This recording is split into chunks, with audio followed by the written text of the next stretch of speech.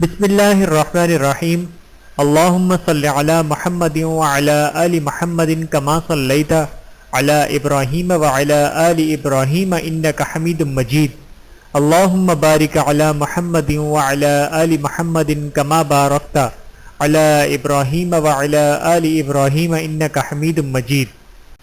بسم اللہ الرحمن الرحیم۔ خواتین کے لیے رمضان المبارک کا خاص تحفہ۔ خواتین اور رمضان المبارک۔ بسم اللہ الرحمن الرحیم۔ سبق نمبر 15، گھروں کی برائیاں۔ نمبر 1، لوگوں کے ہاں حلال و حرام میں کوئی تمیز نہیں۔ یہ دور قول و فعل کے تضاد کا دور ہے۔ چھوٹے بچے بہت سے باہم متضاد چیزوں پر پرورش پاتے ہیں۔ وہ بہت سی چیزوں کے بارے میں سنتے ہیں کہ وہ حرام ہے، لیکن وہ انہیں اپنے گھروں میں موجود پاتے ہیں۔ اس طرح ان کے بارے میں ان کا احساس ہی ختم ہو جاتا ہے۔ وہ انہیں خطرناک نہیں سمجھتے بلکہ ان سے مانوس ہو جاتے ہیں۔ ہمارے ہاں نوجوان نسل اس چیز پر زندگی بسر کرتی ہے جس کی ان کا باپ انہیں عادت ڈالتا ہے۔ نمبر 2، ٹی وی، ریڈیو اور ٹیپ ریکارڈر۔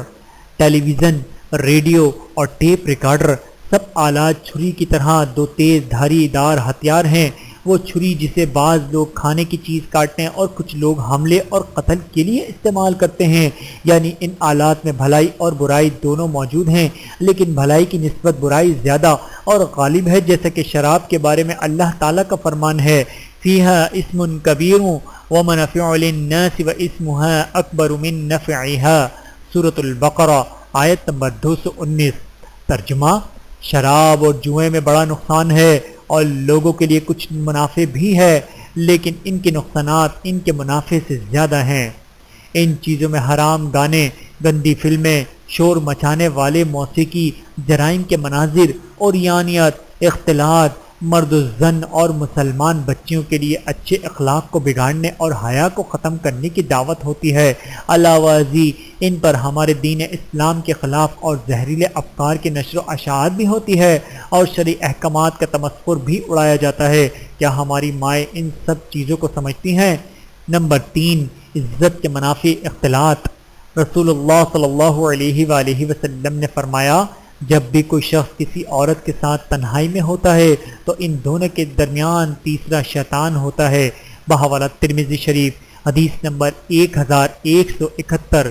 ایک اور حدیث میں آپ نے فرمایا، اپنے آپ کو عورتوں کے درمیان جانے سے بچاؤ۔ انصار کے ایک شخص نے کہا، دیور کے بارے میں آپ کی کیا رائے ہے؟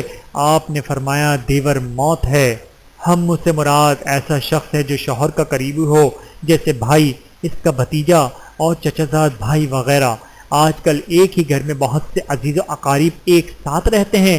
ان میں مرد بھی ہوتے ہیں اور عورتیں بھی، چچا زاد بھی ہوتے ہیں اور پھوپھی زاد بھی، ماموں زاد بھی ہوتے ہیں اور خالہ زاد بھی۔